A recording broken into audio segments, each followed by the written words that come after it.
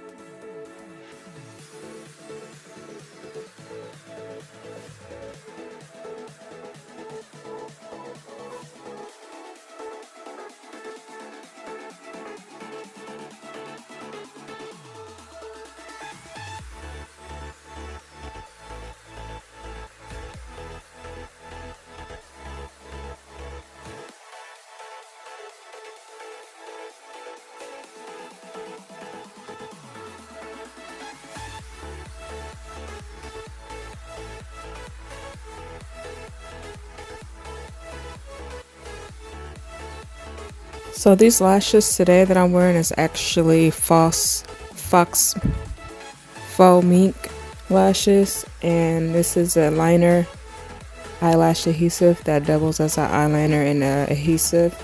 And I just apply like maybe 2 or 3 coats. I just want to make sure that I'm evenly coated and you don't have to wait for it to dry, so you just pop your lashes on.